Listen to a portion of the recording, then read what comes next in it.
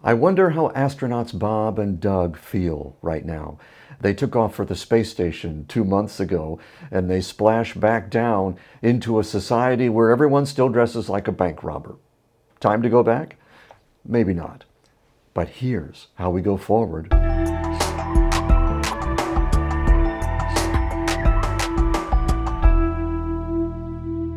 It may seem like we live in unprecedented times, but the truth is, all this has a familiar ring.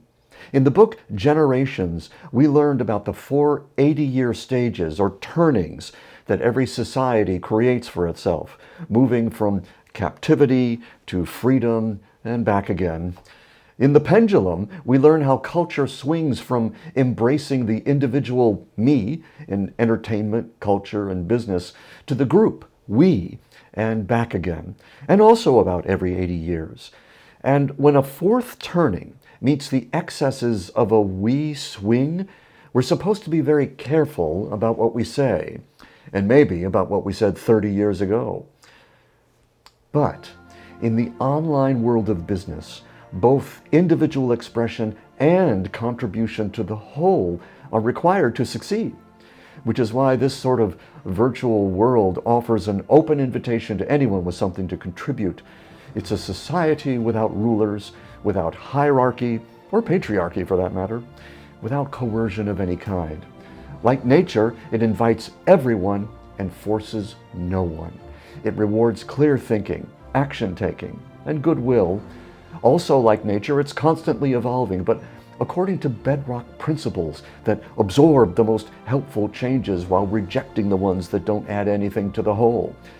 In a way, it's the wild, wild west, but in another way, it's the safest place you could ever do business, because you can never be put out of business by anyone other than yourself. Really, kind of the perfect staging ground for a great second act. They say that's the trickiest part of writing a play, the second act. Well, that's nothing compared to writing the second act of your own life or business. Fortunately, it's not as hard as it sounds, as long as you don't take yourself too seriously. Seriously. One of the benefits of this online world is that you get to establish your own pace and rhythm in how you show up. I usually take a good chunk of the summer off now, though the site is open for people to drop by for the free learning. This summer, several thousand new members have joined, many who want to learn how to show up with the technical sophistication of a cable news show anchor or other well-known authorities. Most everyone with a goal like that is already an invisible authority, very knowledgeable, and all they lack is the means to convey it using video. Actually, the stuff we can do now can make you look like a cable news god if that's what you want. It actually takes a little discretion to know where to draw the line. Do you introduce yourself with an explosion, like on TV? Or with a tad more subtlety, like we can do online? It's up to you.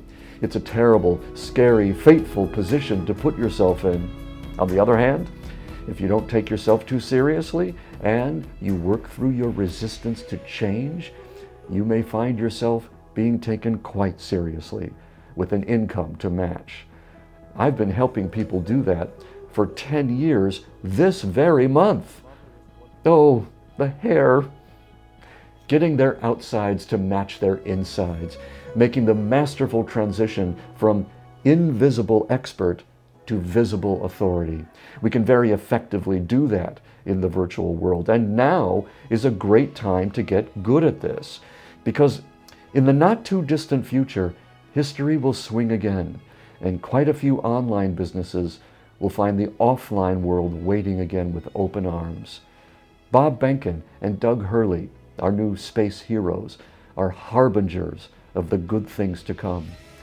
Many of us will be gone by then, but we will have laid the groundwork for a magnificent new age, one where our kids and grandkids will be able to step freely into the sunlight without a mask, unafraid of neighbors or strangers, who won't even remember a time when going to the grocery store meant taking a package of disinfectant wipes.